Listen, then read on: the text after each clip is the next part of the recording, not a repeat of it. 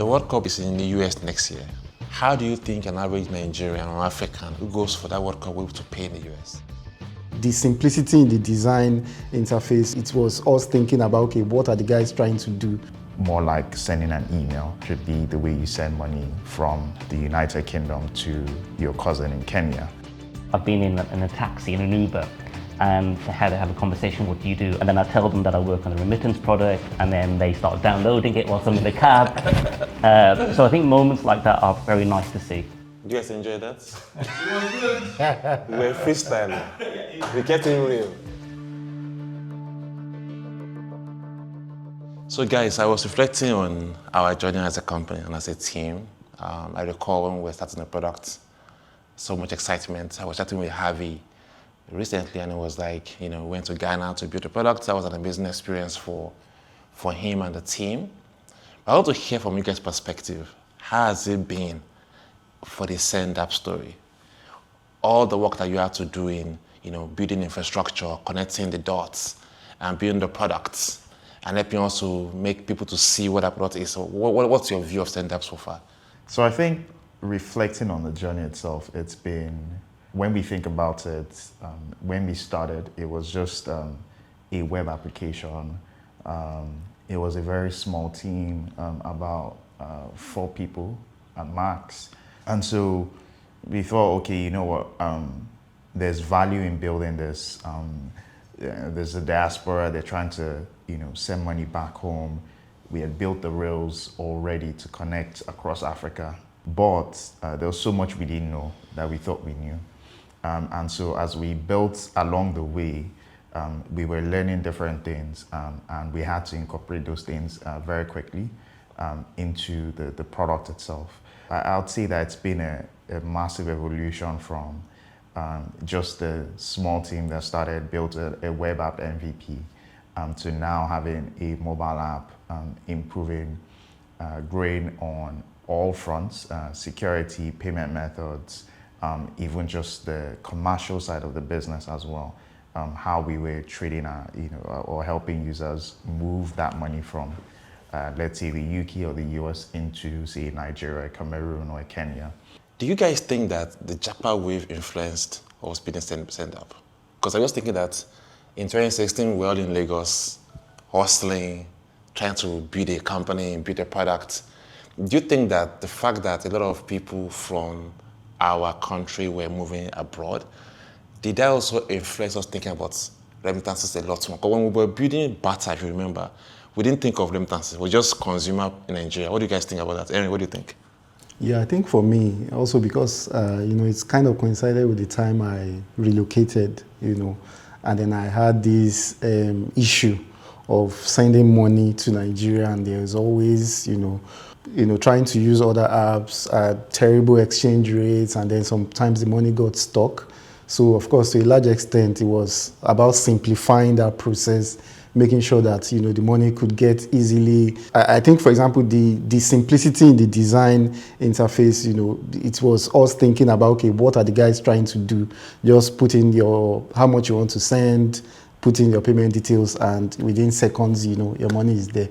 So I think to a large extent that played a role in the decision to build the app. Yeah. No, I totally agree with that. I think when I first joined Flutterwave, we were sort of on the start of the journey of building a consumer business, and you were really focused on building a product around remittances and ensuring that we kept it simple. We had a product that allowed people in the diaspora to send money in a very simple, easy, straightforward manner. And I think with the help of Henry and Temi and the wider team, we've been able to create a product that really delivers that for the consumer. There's a lot of other apps in the market, but what we try to do is make sure that we give customers a reliable product that works, and that's effectively what people need to see. Interesting. So how's it been so far, Henry? Has been the connecting to 150 plus payment infrastructure, making it work? What has been the learnings for you so far for Send-App? Yeah, I think for me, the fact that we want to keep transaction success as high as possible, That meant that, we practically had to have people looking, at the systems 24/7.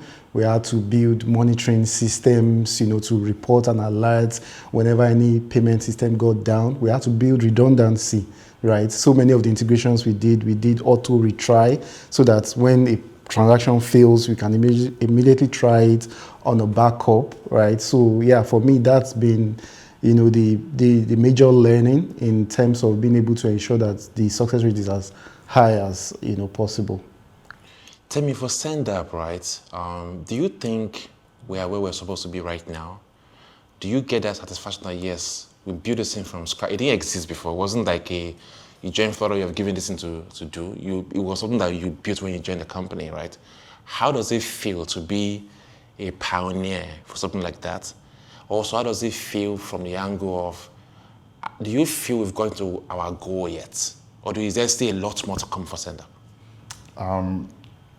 Thinking about starting the product and building, what we built, and thinking about the first version versus this version, it's mind-blowing because, we've grown in leaps and bounds in terms of, our technology capabilities and what we've built so far. I think the rewarding piece is when I see people that I know. It's just people I went to school with, maybe a family member or someone who's, a friend of a friend who, at the end of the day, they're using SendUp. And, I never recommended or never talked about SendUp to them. Shows, that the product, has customers who need it, and it has a product market fit. In terms of where we are, I think we've taken a lot of feedback from customers to improve the app itself. The app is not, or the service itself is not what it was 2 years ago, right? It's a lot of improvements that have come in, and it's a lot of deep work and core focus on what our users want. So I'm excited about where we are, but there's still a long way to go as well.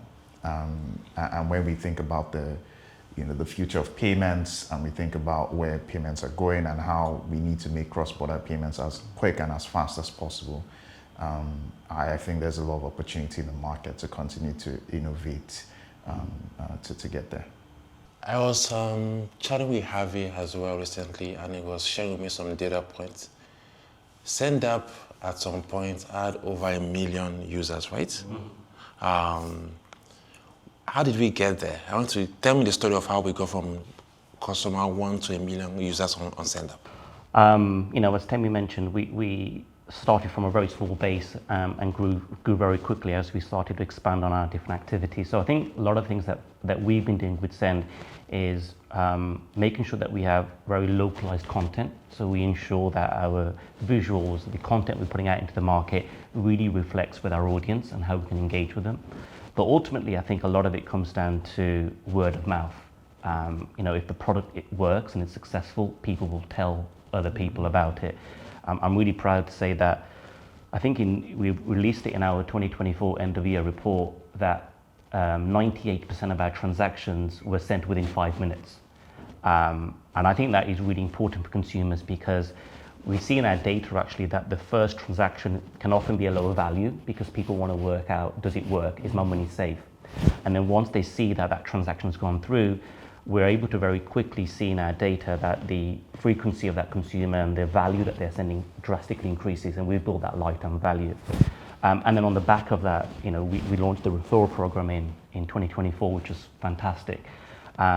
So how do we monetize and allow people to earn rewards from that word of mouth? So those are just some of the things that we've been working on to grow from a small number of users to now over 1 million signups that we've had on Send. As we expand into different markets, that naturally increases as well. So yeah, there's a lot more to come. My next question is about what happened when we shut down the US and EU. How do you guys feel about that? What really happened? Do you want to share? Let me start with you, Temi. So shutting down was, saying it was a bummer is putting it lightly.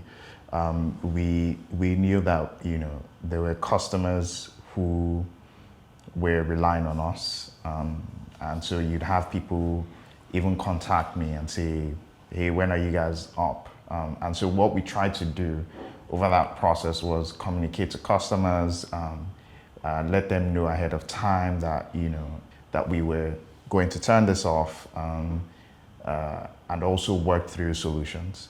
But we were eager to come back, eager to, serve customers, put up the rail again. So it wasn't, the best time, but I think looking ahead now, we're excited that we're back, and we're better.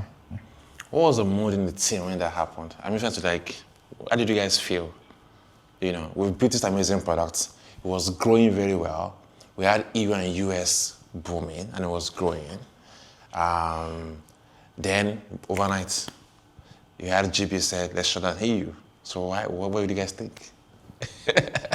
I think to say that it was disappointing is an understatement. I mean, as we're all very proud of what we've been able to build, and then, as you said, overnight we had to turn it down. Particularly, I think Europe. At the time, Europe wasn't as competitive as the UK market was, and we were able to establish a really strong base in Europe, particularly in regions like Ireland and Italy. Typically are not huge markets, but we were able to build a real loyal base in markets like Ireland and Italy. So then when we turned off, obviously, it's sad that we were not able to fulfill customers' needs, because that's ultimately what we're here for. We're here to provide a service for those customers. But in addition to that, I think it also opened up the doors for competitors, right? So we saw other competitors opening to those markets, meaning that we were losing some ground. So I think the overall mood was disappointing, but there was still a level of optimism. We always had a strong feeling that we would come back. And when we do, we'll come back stronger with better features, better security, better reliability. And now the mood is good, right? We're excited that we're back live and really want to pick up from where we left off. Yeah, it can be a downer, right? But I think for us, because we see a lot of integrations, we literally have hundreds of them. So we do see, fluctuations. So we were kind of expectant, optimistic, like Harvey said, that in the near future we would resolve those issues, and that's why we're not surprised.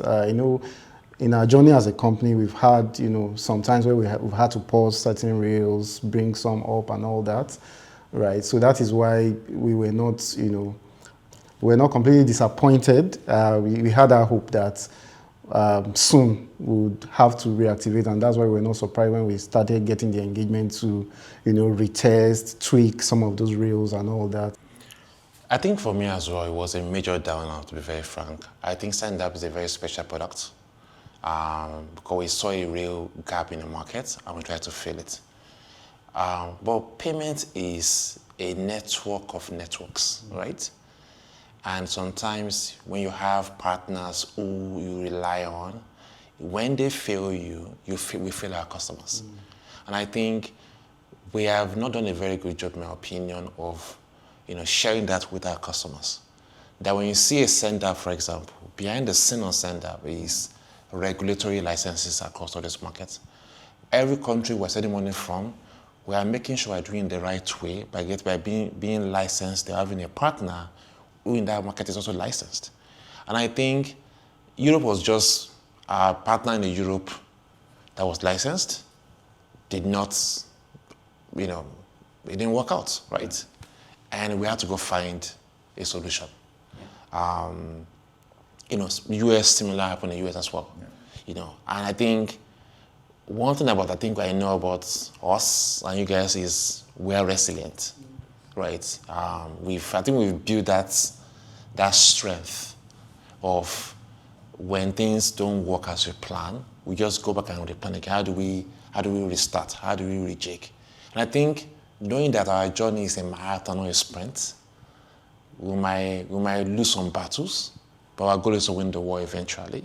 I think that's very key in our journey. And I think what our clients also know that, this team cares so much about what we build, and we don't take it for granted the opportunity to serve them.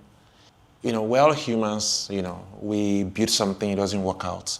Why do you guys find the inspiration to restart? What keeps you going? So I think for me, of course, the fact that at the end of the day, if we look at in totality everything we build, we see that a huge chunk of it gets used. That for me is a big enough source of innovation. A big enough source of encouragement, yes, to see that the work I'm putting in is getting used. Like Temi mentioned, seeing your family members, seeing other people use it, it just gives me that encouragement. And I think from the leadership perspective too, we get a lot of inspiration also from you, from the rest of the executive team, the calls we have and all that. We always try to communicate it down the line, and even the town halls too. It's usually not that hard to also let the team know, okay, this is why we are back here working on this now, and then we all put in and get it done. How about you, Javi? How do you go back to those customers who had lost hope that you could bring this back up? Yeah, I think exactly that. My inspiration and desire and motivation really came from the customer point of view, right? We recognize that our customers rely on us. People use SendApp to be able to send money for school fees, for hospital fees, for family support. So, we saw a lot of messages from customers when we were shut down, that they were disappointed that they couldn't use us when we were coming back. So the motivation for me was really about how do we ensure we can serve those people. That's what we're here for. And I think if we always keep at the center of what we do, the customer, everything else sort of falls into place. So I think that was really important. But naturally, my role revolves around numbers and revenues and data. So seeing transaction volume decline was not easy, particularly when we did a lot of great work to build it up. So the other motivation was really making sure, how do we get back to those numbers that we were doing before? And that really focused on getting the rails back, getting the technology working, making sure that the customer was getting served, because if the customer is being served, then the numbers fall in place. So that was really how I was looking at it, and the message that I was trying to drive internally to the team to make sure that they were still highly motivated on knowing that we were going to come back. I was earlier to mention your proudest moment in the SendApp journey. But let me tell you mine. It wasn't proud really. It was inconvenience actually. Since SendApp went live, my mom will give her friends my phone number. If I have any issue, just call me. So I'm now SendApp customer support. If I don't be like, your phone is ringing, someone is calling you. It's my friend. They're using money from Canada to Nigeria or Canada to anywhere. And it's just so interesting how, that is both a sort of pride and inconvenience. Where I'm like, okay, yes, ma, I'll get it done. Yeah. What are your moments of pride in this journey? I think it's seeing my siblings, seeing people I know from, maybe I went to university with them, seeing them use SendApp, and for some of them not knowing that I even work remotely with that product or anything. So I think it's a moment of pride for me. Have you? Yeah, I think there's probably a couple of things. I think when you told us to go to Ghana to build an app, and then we came back after maybe 2 months and we had an app, I think that was pretty remarkable. I was only there for 3 weeks, but the rest of the guys stayed there for almost 2 months, working on this day in, day out, away from their families and friends. And we did something amazing, right? And then I think the other area really is around the redesign we did. So if you remember, we rebranded. Yes. We had, remember the green you used to have that green, yes. Yeah, and now we've got this really vibrant, bold colors, very kind of African, right? And it really resonates with what the brand is, what the product is. And the feedback that we get from the consumers on that is really, really interesting. So I'm really proud of the design team and the branding team in terms of what we created. And then maybe from a personal point of view, similar to like Temi's stories, when you talk to your friends and family who use the product. I don't think I've mentioned this to you before, but I've been in a taxi, in an Uber, and they had to have a conversation, what do you do? I mentioned I work for Flutterwave, and if it's a Nigerian taxi driver and they've heard of Flutterwave, it's amazing. And then I tell them that I work on the remittance product, and then they start downloading it whilst I'm in the cab. So I think moments like that are very, very, very nice to see. So that's probably mine. So what next now for SendApp, guys? We started, we've had our blip, we've shown our resilience, we're back here again. We're not going down without a fight. We're here now. what's next? US is back live, UK is live, EU is live. So we've been thinking about one, introducing new payment methods, making it easier for people to pay. When a customer comes to the payment point, we don't want the customer to have any challenge with paying. So we want to make as many options possible for the customer to pay. That includes bank transfers, includes wallets like Apple Pay as well. We've also been thinking about adding new corridors or new countries where customers can pay or can send money to. So activating countries in Francophone like Cameroon, which we've had, and now is making sure that we're growing that as well. Also activating Kenya, Tanzania, South Africa as well, and the likes. And with stable coins as well, we're thinking about how to start off by introducing faster transfers for customers, doing those settlements in stable coins or from stable coins to fiat itself. And so you would see primarily something like USDC as an option for customers. I think with stable coins, it provides faster transactions. If I wanted to send money to, let's say, Ghana through a bank account, and I sent it on a Saturday, the money wouldn't land in the recipient's account till, let's say, Monday, because you have people who are working in the bank who are processing those transactions. But if I sent it through stablecoins, the money would land in minutes because transactions are 24/7, always on time, at incredible speed. And so that's what we want to bring to customers, is that speed and ease, more like sending an email. Should be the way you send money from the United Kingdom to your cousin in Kenya. So I think that's what's next. Yeah. Send an email. I like that. I'll use that in my next in my next meeting. What about you, Javi? What do you think we're doing next to get our customers back? So I think the key factors for consumers is making sure that they're using a product or a service that is regulated. And as you mentioned, we had to pause on EU and US because we wanted to ensure that when we operate in these markets, we're doing it to the highest possible standard. So I think that's number one. We are now working with partners in the industry that we have 100% confidence level in to make sure that we can process your transactions. That's the first thing. The second thing is that we've seen from the early days when we look at our data, what's important to consumers and how do we ensure we get those things right. So the first thing is making sure that the speed of transactions is quick. I mentioned earlier, 98% of our transactions delivered in 5 minutes. So we want to make sure that we maintain that in order to gain consumers' trust. The other thing is around uptime. Henry mentioned earlier, there are different rails, there are different systems in the background, where all the magic happens, right? How do we make sure that those are always staying on point and always working? Because if we have that reliability, it does two things really. One, it retains those consumers that we've acquired, but secondly, it drives that word of mouth and that customer acquisition. So those things are really important for us as we go back into EU and the US and regrow those customers and that consumer base. Yeah, so I think for us, the interest is building backups of backups of backups, right? So that we have a very high reliability and transaction success rate. We are also looking at incorporating, anomaly detection, AI prediction and all that to make sure we can even, forecast what the possible issues could be.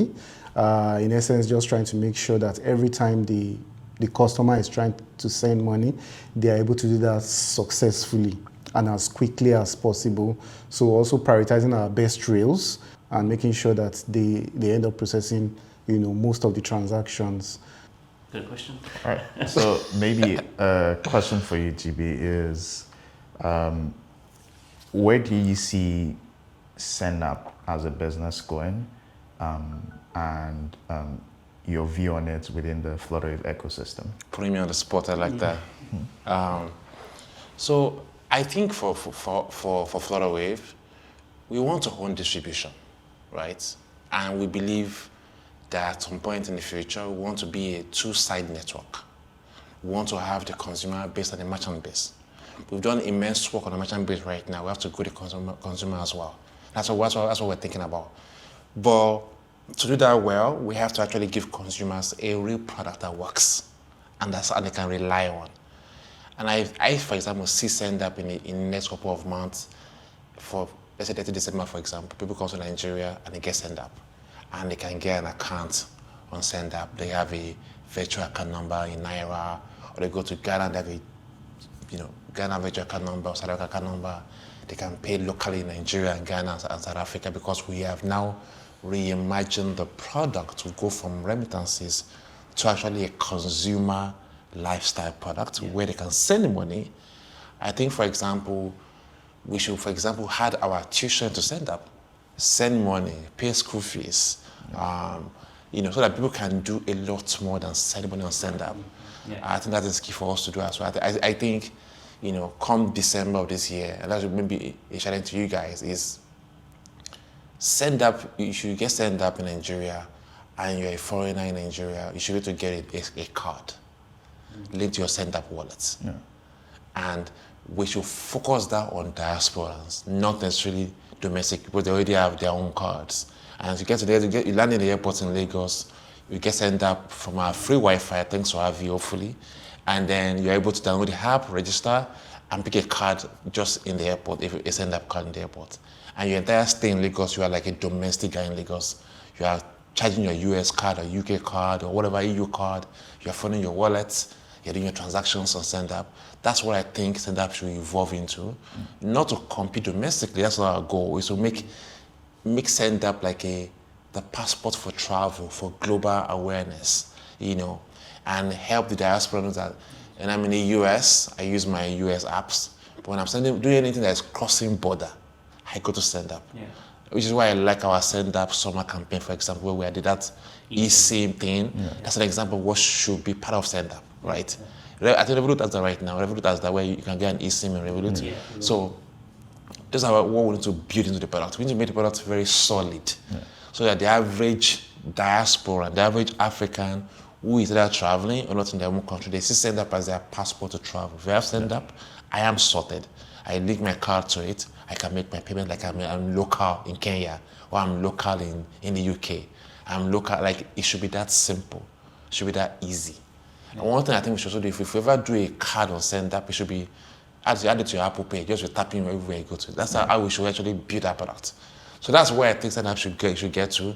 Still on diaspora customer segment, but their school fees, their remittances, their spending, their travel. We should mind the entire value chain and help the average African in diaspora to actually be financially free via our products. That's why I think we should get to, And I think it sort of makes sense, because when we first launched SendUp about 3 years ago, the objective was very simple. How do we help people send money from A to B? Yes. But the way the market has evolved, and I guess maybe the way the consumer has evolved, is that there are more needs for consumers.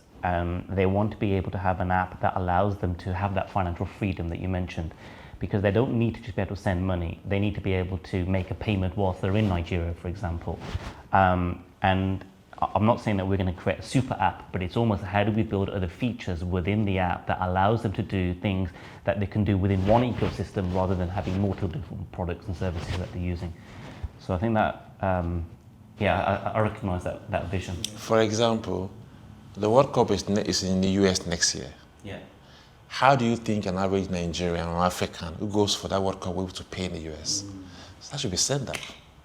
Because they can use their Naira to just go to someone and send money to Cash App, or to Apple, or to Zelle, or to Venmo, and they can pay domestically when they're in the US.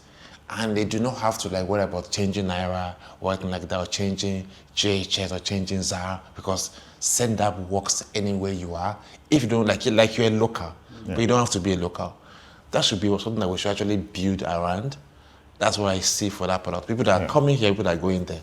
Like if I'm going anywhere in the world, I have SendUp, I am good. I get to Egypt, I can do cash pickup. I can send money to an Egyptian in a cab or something. I get to Ghana, it works. I get to Kenya, it works. And that's how we should think of SendUp. It's the cross-border product, which nobody else does today. People do domestic country product, but being a cross-border product for Africans anywhere in the world, and that's why I think that's how I see stand-up. That's how I see scale when I back stand-up. That's what I see. Like that vision. This is just the beginning. When we're barely scratching the surface. Yeah. How do we get to where stand-up becomes the de facto hub for every African anywhere they are in the world? And get it's 1 billion Africans. So it's a huge opportunity. So, GB, are we interested in competing in the area of the rates, right? Because I know, because we have, so many competitors, exchange rates can be a major issue. So is that something we are planning to see how we can, better? So that's a very good question. Whenever I think about growth, Avi reminds me that GB, you say you want to be profitable. So which one do you want us to do? Is it profitability or growth? Or how do you, so I think we need to balance both.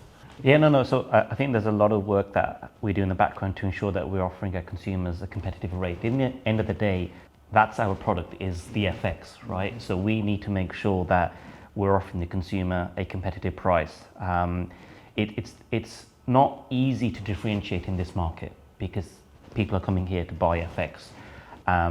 So that's why the things like the reliability and stability is important, but beyond that it becomes hard to differentiate. But the things that GB has mentioned here, where effectively we become the passport to travel. In fact, we may nick that line in our next marketing campaign, is something that I think is how we can differentiate in the market beyond just making sure that we are offering competitive rates. I think if you are solely competing on price, it becomes hard. So we have to have that balance of having a good FX that puts us in the mix where people want to use us. We're not completely outside the pack where they think, well, there's no point using Send because there's no value. So there's a balancing act there, which we try to kind of work out. You guys enjoy that? We're freestyling. We're getting real.